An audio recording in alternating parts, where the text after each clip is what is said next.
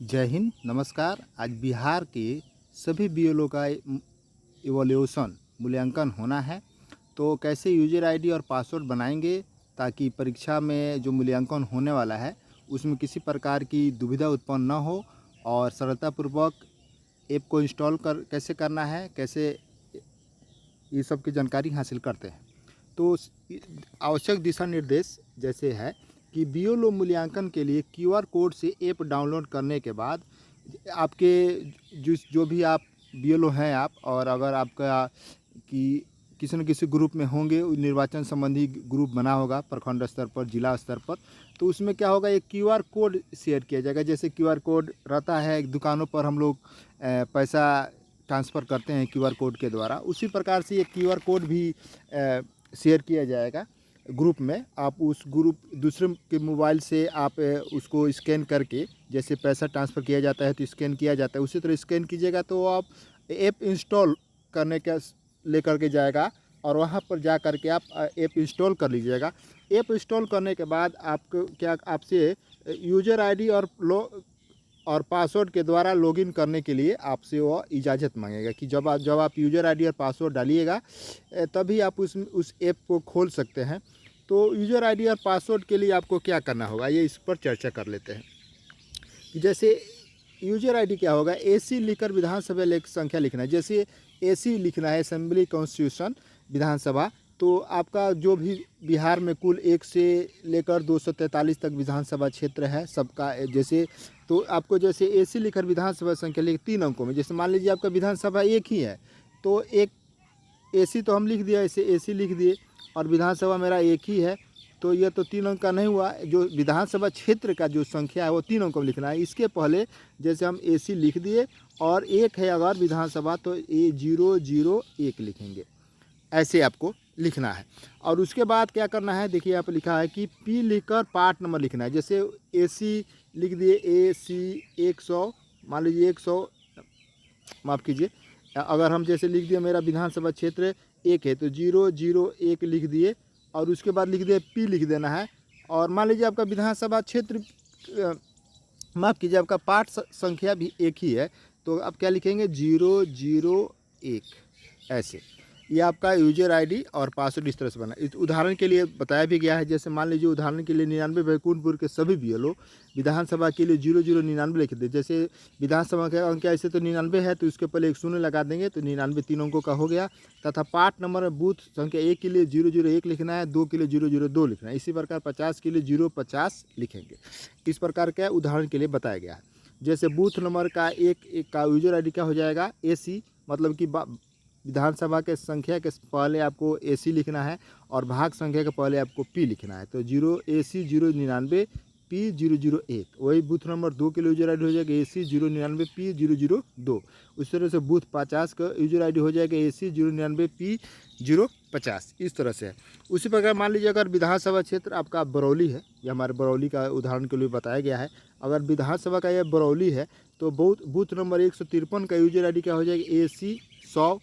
इसमें तो 0 लगाना नहीं है क्योंकि ऑलरेडी ये 3 अंकों का है, तो इसलिए AC 100 P 153 हो जाएगा। उसी तरह से बूथ नंबर 154 के लिए भी यूजर आईडी जो हो जाएगा AC 100 P 154 हो जाएगा। उसी तरह से बूथ नंबर 301 के लिए AC 100 P 301 हो जाएगा।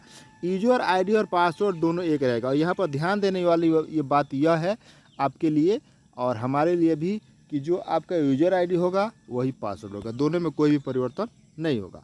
आइए इसके बाद जैसे और भी दिशा निर्देश भी जारी किया गया है उस पर चर्चा कर लेते हैं। जैसे देखिए यहाँ पे एक प्रोसेस वही प्रोसेस बताया गया है कि process steps for the evolution of BLO, scan the QR code and download the app. QR code को इंस्टॉल करना है, उसके बाद डाउनलोड करना है। यूजर आईडी ये लिखना है AC number in 3 digits, P part number in 3 digits. Example के भी दिया गया है 001 P 001, जैसा हम अपने आपको बताया। और उसके बाद देखिए प्रश्न, अब चर्चा कर लेते हैं कि प्रश्न कैसे होगा और प्रश्न की जो होगा वह कितने समय के लिए होगा। तो देखिए यहाँ पे लिखा है कि 1 minute is allotted for each question, यानी कि एक जो प्रश्न होगा वह 1 मिनट के लिए होगा। एक प्रश्न का समय जो होगा 1 मिनट के लिए होगा और participant will not be able to go back to the same question on the time of for 1 minute is over. यहाँ पर इसका मतलब यह हुआ कि यदि 1 मिनट आपके स्क्रीन पर जैसे चलता है ना 1 2 3 या ऐसे 60 से पीछे जाएगा 60 59 58 57 ऐसे करके आपकी वो चलेगा समय, और ऐसे चलेगा। तो आप जब इस प्रकार का समय जब चलेगा तब आपके समक्ष 1 मिनट के लिए एक प्रश्न होगा, स्क्रीन पर आएगा आपके मोबाइल पे स्क्रीन पर, वह 1 मिनट। अगर उसके बाद 1 मिनट के बाद अगर आप उस क्वेश्चन को आप हल नहीं करते हैं, प्रश्न का जवाब आप नहीं देते हैं, क्लिक टच नहीं करते हैं, उत्तर जवाब नहीं देते हैं, तो और समय 1 मिनट बीत जाता है तो वह क्वेश्चन फिर दोबारा आपके स्क्रीन पर नहीं आएगा। इसलिए आप 60 सेकेंड के अंदर में आपको उस प्रश्न का जवाब दे देना है, नहीं तो वह फिर दोबारा आपके स्क्रीन पर नहीं आएगा और वह क्वेश्चन चला जाएगा। उसके बाद क्या लिख रहा है कि once the participant attempts last question timer will show time over. जैसे ही आप क्वेश्चन सॉल्व कीजिएगा तो वह शो करेगा कि टाइम ओवर हो गया। उसके बाद after submission of last question answer will be automatically submitted on server. जैसे ही आप अंतिम क्वेश्चन का जवाब दीजिएगा, यानी कि 30वां प्रश्न का जवाब दीजिएगा, वह जो आपका जो जवाब है ऑटोमेटिकली सर्वर पर अपलोड हो जाएगा, वो ऑटोमेटिकली वो ले लेगा। उसके बाद participant will be able to see the answer submitted by them in other tab provided under the app. उसी के बाद आप जो ऐप डाउनलोड कीजिएगा उसी ऐप में ही, जो आप ऐप डाउनलोड कीजिएगा उसी ऐप में ही जो प्रश्न का जवाब आपने दिया हुआ है, और उसी प्रश्न के अंत में ही आपको 30 प्रश्न हल करने के उपरांत जब टाइम ओवर हो जाएगा 30 मिनट, उसके बाद तुरंत आप जाइएगा तो अगले स्टेप्स में आप जा कर के आप जानकारी हासिल कर सकते हैं कि आपने कितने प्रश्नों का उत्तर सही से दिया हुआ है और कितने प्रश्नों का उत्तर गलत है, आप कितने अंक पूरे प्राप्त किए हैं। वही बात कर लेते हैं कि जो मूल्यांकन होने वाला है और कि आप कितने अंक प्राप्त कीजिएगा तो आपको पास माने जाइएगा, और उसके साथ साथ आपको कौन सा ग्रेड प्राप्त होगा। तो जैसे 30 अंकों की परीक्षा हो रही है, 1 से 30 अंकों की, और 30 अंकों में आपको कम से कम 21 अंक से अधिक ऊपर लाना है।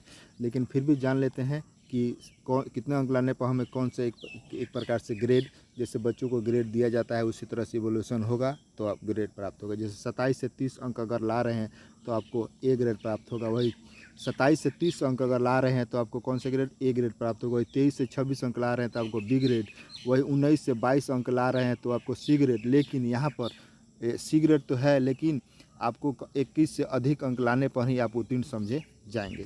उससे अगर 19 से कम अंक ला रहे हैं या 21 से कम अंक ला रहे हैं तो आप फेल माने जाएंगे। यही जानकारी है। आप 1 मिनट के लिए आपके लिए प्रश्न का जवाब आपको दे देना है। 1 मिनट का समय रहेगा, 1 मिनट का समय रहेगा, आपके स्क्रीन पर आएगा और एक जवाब दे दीजिएगा सही तो वह आपके 1 मिनट के बाद फिर अगला क्वेश्चन आएगा। ध्यान रखना है कि 1 मिनट में के अंदर ही आपको जवाब देना है। अगर वो क्वेश्चन आप जवाब नहीं देते हैं, अगर टाइम ओवर हो जाता है तो फिर वो क्वेश्चन दोबारा आपके स्क्रीन पर शो नहीं करेगा। यही जानकारी है। और यूजर आईडी पासवर्ड कैसे बनाना है आप लगभग जान ही लेंगे, प्राप्त जानकारी हासिल हो ही होगी। और साथ ही साथ आपको जानकारी देने के लिए यूजर आईडी पासवर्ड बनाने के लिए भी जो LMT है वो भी साथ आपके साथ मौजूद रहेंगे। पूरी तरह से व्यवस्था रखी गई है। आशा करते हैं कि वीडियो जानकारी अच्छी लगी होगी। दोस्तों बंधुओं में शेयर कीजिए। तब तक मिलते हैं दूसरे वीडियो में। जय हिंद, वंदे मातरम।